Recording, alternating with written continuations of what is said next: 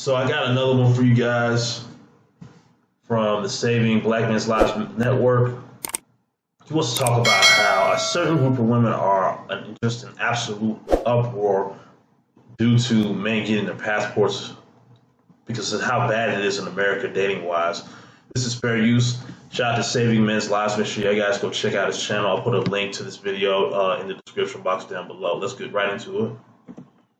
Oh, welcome back to the Saving Men's Lives Network. You know, fellas, there's been a whole lot of commotion in these social media streets.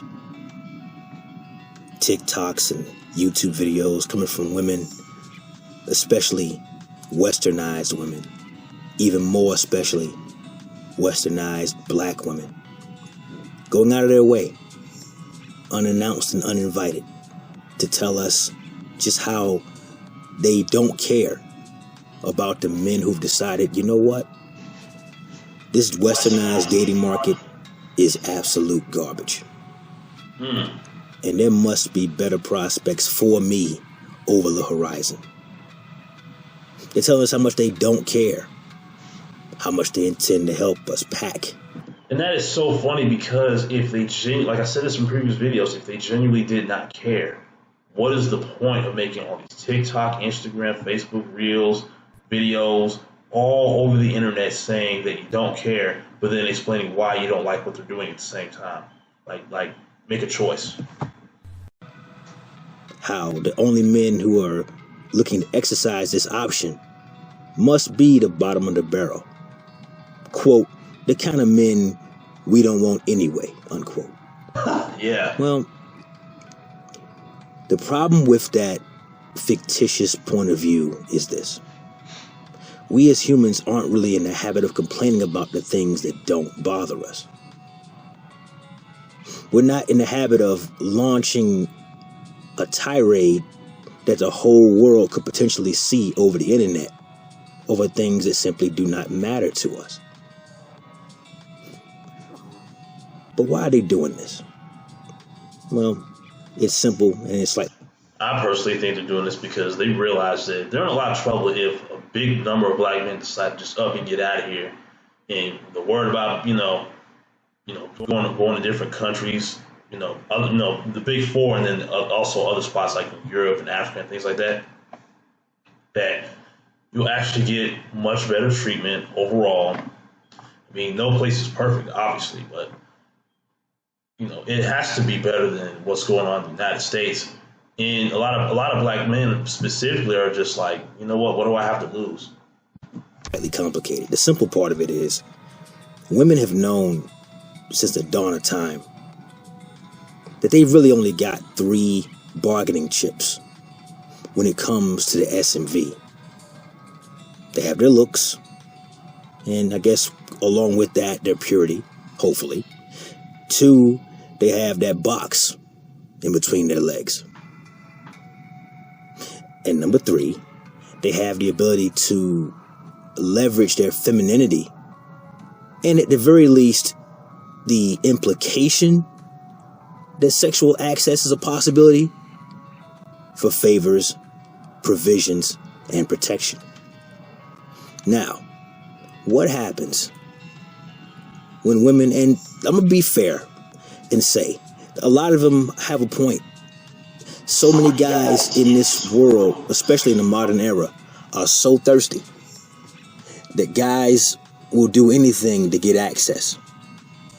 They'll make fools of themselves in certain cases to try and get access. Sometimes failing miserably.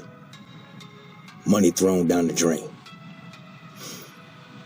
But for other guys, they've taken a step back.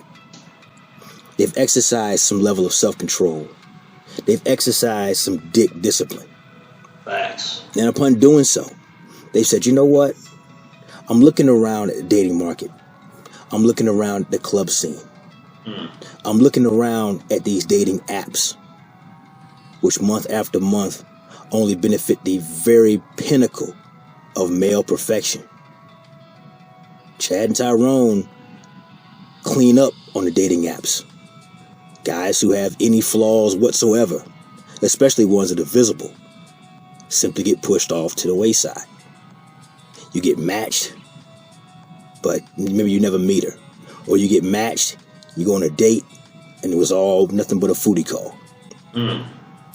So what is a guy to do?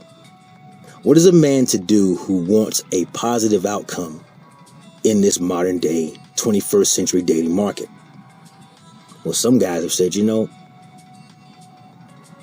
women in country X, Y, and Z still behave the exact same way my great-great-great-grandfather would have been very familiar with. We're talking about drop-dead gorgeous women in great physical shape who are attractive, who are kind, who are nurturing, who would make great mothers that have no intention of transforming those living, breathing, beautiful children into inanimate objects called weapons against me. I would agree. That's what most guys really want, and they're realizing, like, the chances of finding that in America, you could probably still find that in America, but you're gonna really, really will have to look long and hard, because a lot of female prospects that a lot of guys are running into just aren't cutting it, and they drank the feminist Kool-Aid. So for a lot of them, it's too late. Now, sure, they may make a great, quick smash and dash or whatever, but outside of that, nah, man, it just won't be relationship material at all. It's like, why waste time and do one of the biggest dice rolls with the chick just for her to do a complete 180 on you? A lot of guys are just finished with this shit. They're just tired. A lot of guys are just tired. Some guys who said screw it all, and they decided to go MGTOW, and I can't even say I blame them. With all the false allegations and the hashtag me, also, thank you YouTube algorithm for not letting me say what I really want to say. But they understand that these women here in the West and women in the South and over in the Far East, they all want your money. Of course. All of them do. The real question is, what are you getting for what it is that you're spending? Are you overpaying? Or are you getting a good deal? And see, that's the dirty little secret here in this conversation, fellas. Men who pay attention, men who have no problem exercising discipline long enough to look around at what they have in front of them, next door to them, on these dating apps. They're watching their television, listening to the filth coming out of the record labels, masquerading as music. Your Cardi B's, your Megan Thee Stallions, your lot. Woo! You can say that again, because that's a big factor in the influence of a lot of Western women. Like, modern American culture, like I said in previous videos, has turned into absolute garbage. I mean, absolute garbage. It's making the youth a lot dumber. I mean, like for those of you who are watching my previous videos, where I saw the street interviews with like a lot of the youth of Gen Zs or whatever, a lot of them can't tell time. They don't know what a state is, don't know what a country is, don't even know all the cities in their own state. Like, it's getting really bad here in the West. You can't ignore this anymore. Those absolute filth, total garbage. And the women they would possibly choose from know all the words to all their so-called songs. Meanwhile, right over there in Asia, for example, you got a beautiful, feminine woman who doesn't see domestic chores and things of that nature as some type of oppression. She sees it as an opportunity to give back to the man in her life who's going out, paying the bills, and she's grateful for his efforts. And so as a show of gratitude and appreciation, he comes home to a warm meal, possibly a warm bath drawn for him, and a clean house. Well put together children with their homework done, who can't wait to see him. It's very difficult to come across this eventuality here in the States, Canada, the UK. And a lot of men have said, you know what? I choose me. I choose my happiness. I choose victory.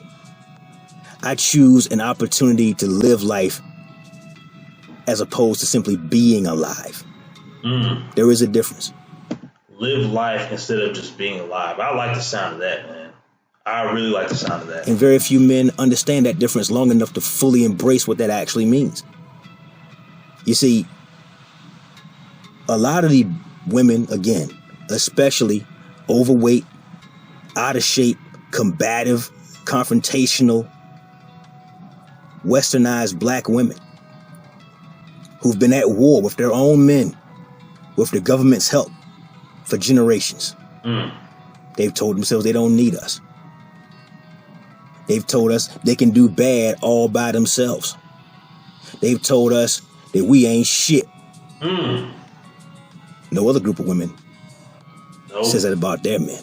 Nope. They may have problems with the guys in their race. They may have these issues or that issues. But you don't hear, for example, white women en masse saying that white guys ain't shit. I have yet to hear a group of Honduran women say that Honduran men ain't shit. I have yet to hear that. Now, they may have their own personal grievances with the men they've dealt with in the past, but they don't outright character assassinate every single one of the men in their bracket. They don't do that. And so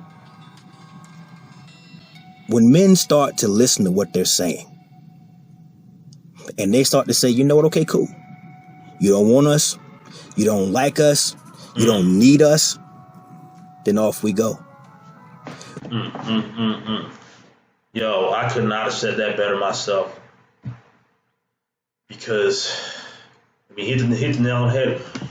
When your female counterparts, right, tell you for so long that we don't need you, y'all ain't hitting on sugar honey iced tea, y'all are dusty, busted, you can't dress, you can't do this, you don't have enough swag, you don't have the juice, you don't have whatever it is, whatever stupid excuse they have to not mess with you in any single way. Okay. Smart men are going to be like, okay, fine. I'll take my money, I'll take my time, my energy, my resources elsewhere, outside of this place, where I can actually get some damn respect, some dignity, some peace of mind. I don't have to deal with someone that's always trying to be combative, always wanted to embrace their toxic side, always wanted to just make a man's life more stressful than it has to be, because as men across the board, we deal with a lot of crap. That's the bottom line. And to come home and deal with more of it with the woman that's living under the roof that you're paying for, eating the food you're buying, and all this other stuff, and men are just like, yo, enough's enough. There has to be something better out there on this entire planet, which is why a lot of men have decided, you know what? Let me go to the post office, set my appointment to get my passport, pay this $180, and just leave the country whenever I feel like it. Because at the end of the day, there has to be something better out there. There has to be a better option. And I'm glad a lot more men are waking up to this reality and wanting to leave this so-called place called America, what I like to call the Matrix, and just completely unplug from it and finally see what real femininity is supposed to be like. Because here in America, it does exist, but it is not as common as it once was, like when our grandmothers and great grandmothers were coming up. I mean, granted, they didn't have the internet, they didn't have Instagram and Facebook and all this other stuff. They didn't have all that back then, and it made a difference. And in some cases, they didn't have feminism either.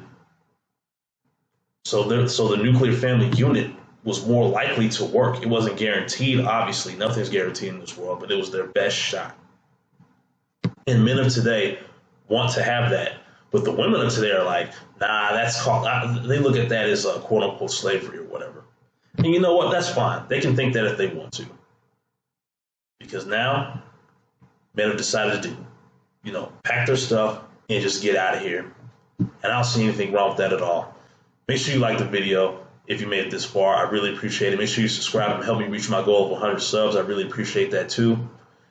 And, you know, if you're new here, please go check out some of my older content. I really appreciate it. You run those numbers up. And I'll see you guys in the next video. Shout out to Saving Men's Lives. Make sure you go check his channel out.